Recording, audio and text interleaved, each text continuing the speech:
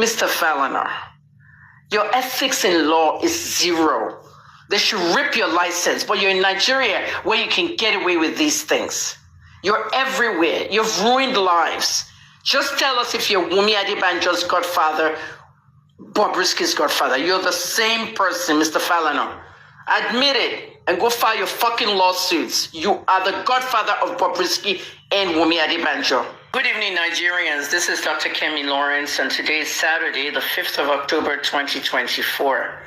This video is about the situation going on with VDM, Bobrisky, Falls, Femi Falana. Almost everywhere there's a problem with lawsuits, retractions, apologies, everywhere. The system has been abused a lot. And someone like me at 60 years old, I'm not going to entertain bullshit anymore. I don't live in Nigeria anymore. I left 2 years ago. Yeah, 2 years ago. And now it's like I'm sitting out here and I'm seeing all the foolishness going on in Nigeria and how you guys continue to destroy this country as you want to destroy it. The system is flawed. There are many things that shouldn't be going on. And the cyber criminal law needs to go. A lot of these laws and all these policies need to go. The country is extremely corrupt. There's nothing we can do about corruption. Most of the journalists that matter in Nigeria have fled the country. Okay, many of us don't live in Nigeria anymore. Name it, nobody's there anymore. But you might have left before anybody. Samuel Guribe fled because of what happened in Premium Times. He's doing People's Gazette over there. I have left. Even that blogger that calls himself an investigative journalist, David Hundein, he left. He's in Ghana on asylum, and he's also wanted by the Nigerian police for this or that. At the end of the day, okay, what I'm saying now is that we know what's going on. We can investigate what's going on, and we can analyze things because we're trained for this. I am particularly a veteran, 30 years trained for this. The problem we have in Nigeria is actually Nigerians. You have people like Davido scamming people all over Nigeria, but you're supporting him because it's Davido. You don't want to hear anything about him. But yet you want the corruption with Bobrisky solved. Even the person trying to solve all this stuff, VDM, is Davido's friend. Didn't Davido make friends with VDM? And then literally, he went and told his fans that I'm not going to drag Davido, because blah, blah, blah, blah, blah, blah. At the end of the day, this is what happened with the Shade Room and Cardi B. Don't report about me, okay? Don't write anything about me, okay? The same thing I did with Linda Ikeji. Linda is not allowed to report anything about me or post anything about me on her blog. And you know that since 2013, on the incident where she lied that I had guns in my house and I threatened bloggers. Everybody has a limit of what they can do. But when you're fighting corruption, you have to fight it all around. Now, on this video, I want to ask Mr. Femi Falana a few questions because I've dug into a lot of things. Mr. Falana, in the Mohbad case, clearly you were the one that had your daughter file that letter with the judge to bar journalists from inside the courtroom at the inquest. And you were also the one that signed that letter. Okay, you're the one that actually had your daughter sign that letter and contact all the media stations. For now, we know Sound City, MTV Base, Oriyomi Hamzat Radio, so many of these media people that blocked Naira Marley and Marley music from the air. You were behind that. You also used police to intimidate and bully and harass me, as well as Mr. Sylvester Romani Sr. In December of 2021, you asked the Nigerian police to invite me because I said that Sylvester was part of a cult and he wanted to initiate into the cult by hazing with engine oil. You made Nigerians intimidate me. You were part of that, Mr. Falana. Okay, I got 3,700 calls. People harassed me, threatened me. My phone number, my address was leaked. You were part of that, and you told the police to invite me. Everybody carried that story, and everybody was somehow happy. Mr. Falana, I did the investigation. I did not come to the inquest, and I did not honor the police invitation. 2 years later, I was right. The inquest said the father and the doctor were negligent, and the pastor, but they didn't want to mention the pastor. The pastor told them to eat some black anointing gum before they even go to the hospital. And then the guy comes and says there's something black in the chest of his son during the autopsy, blah, blah, blah.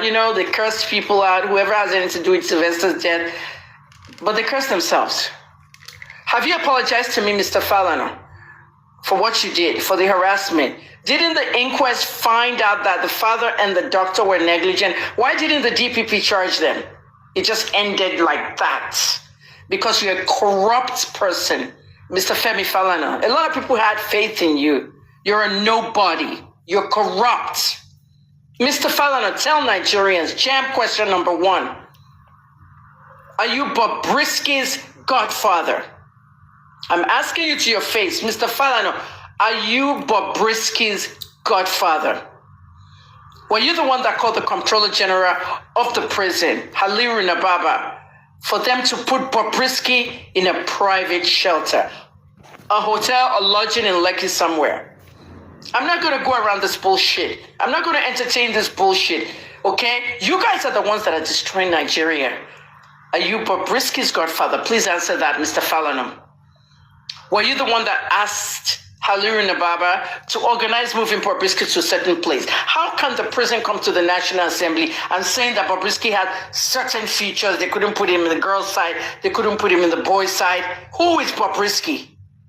A cross-dresser? Is it because you guys fucking forgot the LGBT law that you passed in 2014 that I fought against, Jonathan? Did you guys forget to put the transgender and cross-dresser and queer? But you focus on the gays and the lesbians.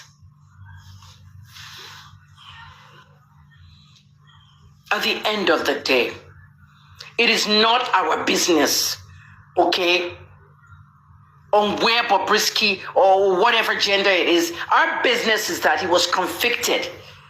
I was kept 6 months in a prison, arrested 3 times by BM's prosecutor, the late Kennedy Okoko. They detained me in prison. They remanded me in prison for 6 months, and I was there. Here's somebody that was convicted of a crime. According to the Constitution, it says it's illegal to spray the naira. And then he was organized for a private residence. But Bobrisky has to go back to prison and serve the rest of his term. And then one of your officers came to the National Assembly. I wasn't suspended. It was just for social media. Really? A social media suspension. Then you ran out Nigerian prisons. Mr. Nababa, you ran out and you put a statement on the internet to show Nigerians that, oh, in fact, we suspended those officers for real. It can't work. You've contradicted each other. The same goes for the EFCC. Mr. Falana. Even the EFCC was saying that we dropped the money laundering charges, but money did not change hands. The phone call had your son being asked for money. Mr. Falana, you went on Channels News and you lied. You lied to Sheon Oki. I will repeat it one more time because the second part of that audio may not favor you. Some of us are human cloud servers here. You can kill the journalist, but not the story. You can kill the activist, but not the story. You can kill the whistleblower, but not the story. Mr. Falana, are you Bobrisky's godfather? My second question for you, Mr. Falana, the Mohbad case. Have you seen what Mr. Waheed Ayilara said about me? DCP Waheed Ayilara, who started the Mohbad case at Bansi, he spoke to somebody confidentially, and what he wrote got to me. I so much believe in that lady, Kemi Olunloyo. She's a very good investigative journalist, and she seems to have solved this case. Did you know that I gave Waheed Ayilara the report to my investigation on November 30th, 2023? 2 months investigation, $10,000 total. And I did this investigation twice. 2-month investigation that I did, Mr. Falana, September 15th to November 30th. I told him to give it to Owonha. Owonha left and he joined the Interpol. So I don't know what happened to my report. But what he wrote got to me, that I was a good journalist and I seem to have solved it. He's dead. Some of his secrets have gone to the grave with him. He's the same guy, Ayilara, that said Iyabo Ojo owned Gist Lover and Tonto was one of the admins. What is going on in Nigeria is serious, Mr. Falana. You are now suing Banke Oniru. For what? Your role in the NSARS was clear. You were fraudulent. You were telling them to accept money from the Lagos state government as a gift. Mr. Fallon, your ethics in law is zero. They should rip your license, but you're in Nigeria where you can get away with these things. You're everywhere. You've ruined lives. Just tell us if you're Wunmi Adebanjo's godfather, Bobrisky's godfather. You're the same person, Mr. Fallon. Admit it and go file your fucking lawsuits. You are the godfather of Bobrisky and Wunmi Adebanjo.